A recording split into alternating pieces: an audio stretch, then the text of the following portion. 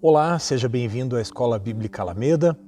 E nessa semana nós vamos dar sequência à série Novos Começos e Valores Eternos. E nós estamos ao longo dos últimos meses falando a respeito do Sermão do Monte. E na aula de hoje nós vamos encerrar o capítulo 5 do Evangelho de Mateus. E nessa última parte do Evangelho de Mateus, no capítulo 5, Jesus aqui está falando a respeito do amor aos inimigos. E aqui, mais uma vez, vale ressaltar que Jesus faz um contraponto entre a lei, aquilo que estava contido no Antigo Testamento, e aquilo que Jesus vem trazer, não abolindo a lei, mas sim cumprindo a lei, porém trazendo um foco no amor ao invés simplesmente da lei. E eu quero começar lendo aquilo que está escrito em Mateus 5, entre os versículos 43 e 48. Diz assim a palavra do Senhor: Vocês ouviram o que foi dito: ame o seu próximo e odeie o seu inimigo. Eu, porém, lhes digo: amem os seus inimigos e orem pelos que perseguem vocês, para demonstrarem que são filhos do Pai de vocês que está nos céus. Porque ele faz o seu sol nascer sobre maus e bons, e vir chuvas sobre justos e injustos. Porque se vocês amam aqueles que os amam, que recompensa terão? Os publicanos também não fazem o mesmo? E se saudarem somente os seus irmãos, o que é que estão fazendo demais? Os gentios também não fazem o mesmo? Portanto, sejam perfeitos, como é perfeito o Pai de vocês que está nos céus. Pois bem, meu irmão, minha irmã, eu quero iniciar essa aula fazendo uma análise um tanto quanto criteriosa desses versículos que nós falamos. Esses 6 versículos, eles vão trazer uma profundidade muito grande a respeito daquilo que Jesus estava falando. O Sermão do Monte, como nós já temos falado nas aulas anteriores, ele é uma série de ministrações, uma série de verdades morais a respeito do reino de Deus, o reino que Jesus estava implantando. E aqui, mais uma vez, Jesus começa dizendo: vocês ouviram o que foi dito.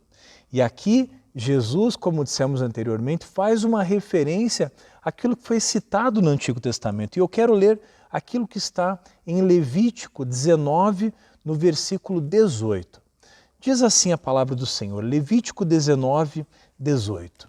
Não procure vingança, nem guarde ira contra os filhos do seu povo, mas ame o seu próximo como você ama a si mesmo.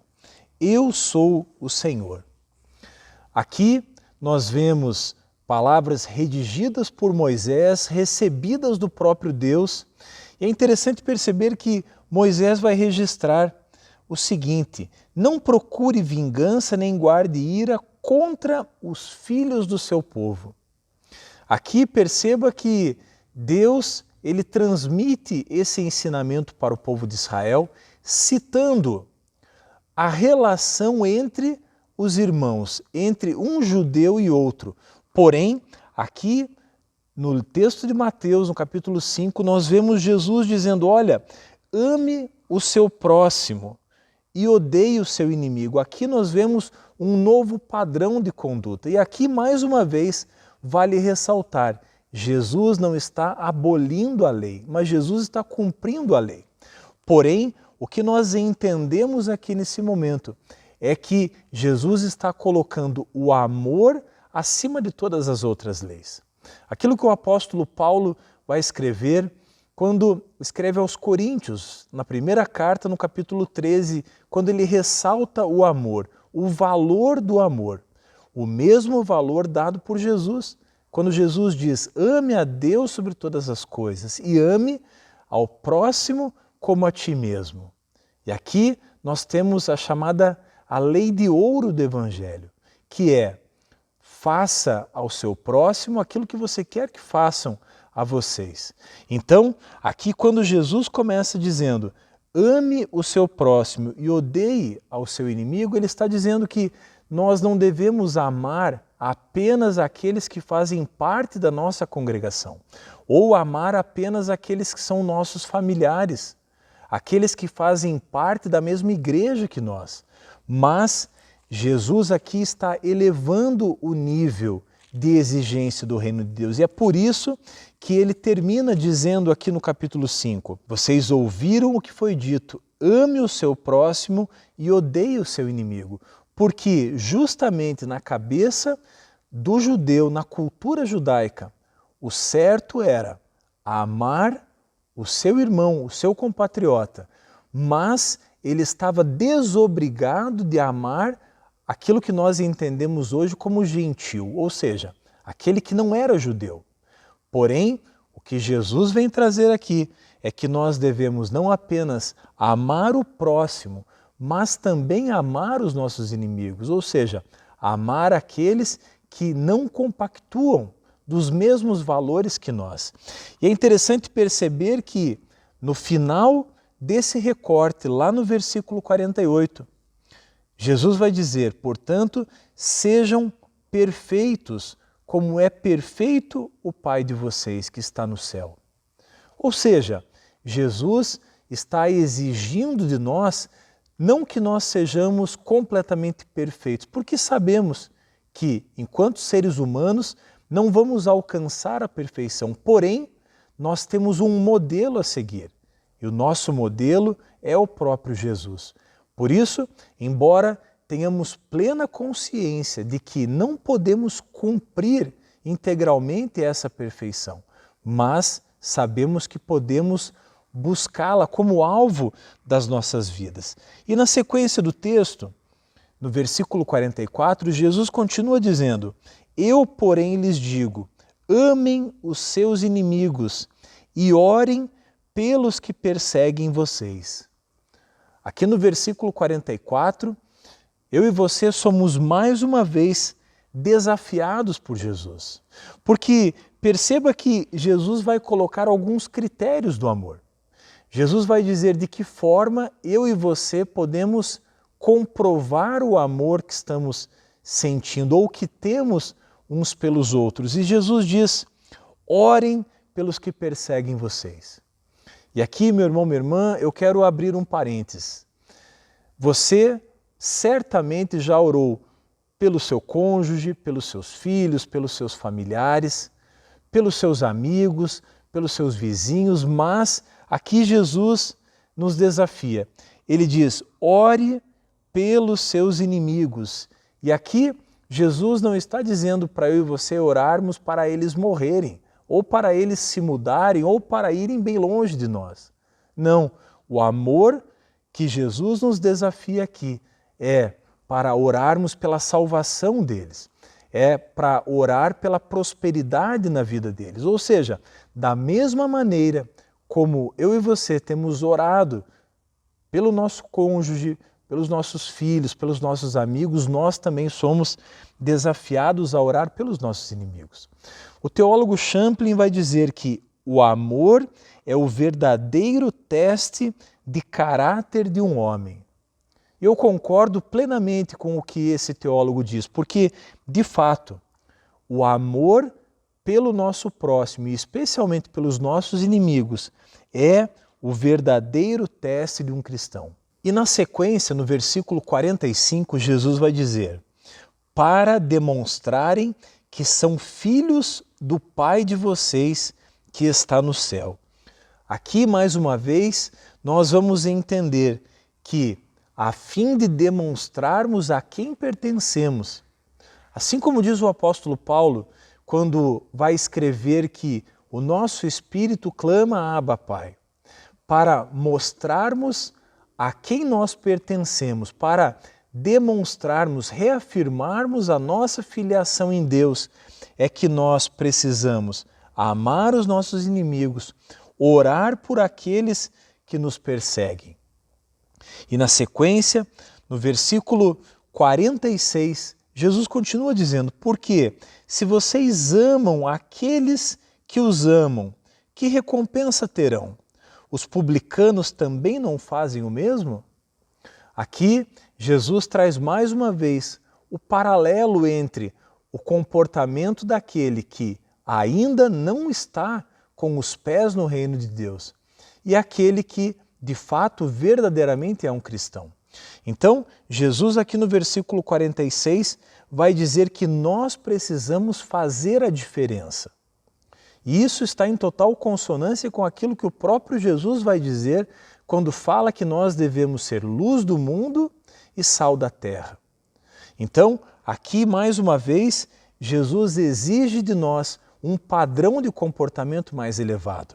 Aqui vale a pena destacarmos que nós somos chamados para viver e fazer coisas além das expectativas humanas. Ou seja, além do padrão do mundo. Eu e você precisamos surpreender as pessoas que estão ao nosso redor demonstrando amor. Dessa forma, verdadeiramente nós estaremos, através da nossa vida, apontando para o nosso Pai, apontando para Jesus e demonstrando que nós também buscamos ser perfeitos como Deus também é perfeito. Nós somos chamados para viver, então, além das expectativas. Deus, Ele não vai pedir de nós apenas aquilo que deve ser feito. Não apenas o ordinário, mas Deus está pedindo, através das palavras de Jesus, que nós façamos além, que sejamos homens e mulheres extraordinários. Nós também aprendemos aqui que devemos não apenas evitar fazer aquilo que é errado, mas especialmente fazer aquilo que é certo. Na sequência do versículo 47, Jesus continua dizendo: "E se saudarem somente os seus irmãos, o que é que vocês estão fazendo demais? Os gentios também não fazem o mesmo?" Aqui, mais uma vez, Jesus coloca à prova o nosso comportamento. Perceba, mais uma vez, Jesus nos desafia a fazermos além daquilo que o mundo entende como educado, ou como ordinário, ou como um padrão. Eu e você somos chamados a ir além dos padrões do mundo. E no versículo 48, Jesus justifica esses dois últimos versículos, porque ele vai dizer: "Sejam perfeitos, como é perfeito o Pai de vocês que está no céu." Aqui, mais uma vez, Jesus vai reafirmar a verdade de que somos chamados para viver além das nossas expectativas. Eu quero ler dois textos que estão lá em Provérbios. São textos que vão reafirmar aquilo que estamos falando, as lições que Jesus veio nos transmitir aqui. Provérbios 25, entre os versículos 21 e 22. Diz assim a palavra do Senhor: "Se o seu inimigo tiver fome, dê-lhe de comer. Se tiver sede, dê-lhe de beber. Porque assim você amontoará brasas vivas sobre a cabeça dele, e o Senhor recompensará você." Aqui, através desse texto, palavras escritas por Salomão, nós entendemos exatamente aquilo que Jesus está falando, que nós devemos dar de comer e dar de beber não apenas os nossos amigos, não apenas os nossos familiares, mas também os nossos inimigos. E aqui é interessante perceber algo. O texto vai dizer: "Porque se agirmos assim, amontoaremos brasas vivas sobre a cabeça dele", ou seja, sobre a cabeça do nosso inimigo. Aqui, Deus está nos desafiando a constrangermos o nosso próximo com o amor. É exatamente isso que o texto diz: "Porque isso amontoará brasas vivas sobre a cabeça." Ou seja, trará constrangimento, apontará para o amor que está em Deus. Mas há algo precioso aqui também. O texto termina dizendo: "E o Senhor recompensará você." Veja, o texto não nos pede para agirmos em amor para com o nosso próximo por barganha, mas o resultado da nossa atitude de amor para com o próximo trará recompensa. E aqui nós vemos mais uma vez a recompensa proveniente da obediência. Perceba que ser obediente não significa simplesmente agir de forma cega, agir de forma ritualística, mas pelo contrário, ser obediente significa romper, ir além do esperado, e isso fará com que sejamos alvos também da bênção de Deus. E aqui aprendemos que a obediência atrai a bênção sobre as nossas vidas e sobre a nossa casa também.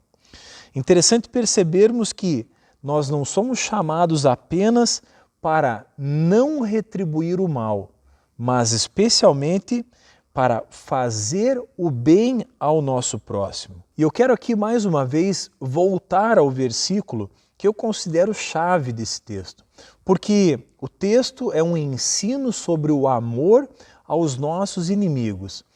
E o texto, no versículo 43, começa dizendo: ame o seu próximo e odeia o seu inimigo, ou seja, fazendo um apontamento para a lei no Antigo Testamento. Mas no versículo 44, ele vai dizer: eu, porém, lhes digo, e aqui está o versículo-chave: ame o seu inimigo e ore pelos que perseguem vocês. Jesus aqui traz esse novo entendimento e eu quero que você guarde esses versículos. Amar o seu inimigo e orar por aquele que te persegue. Porque se tem algo que faz com que a atmosfera mude é a oração.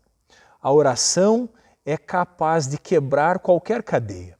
A oração é capaz de quebrar qualquer inimizade. A oração traz constrangimento para o próximo e principalmente a oração muda o coração daquele que ora.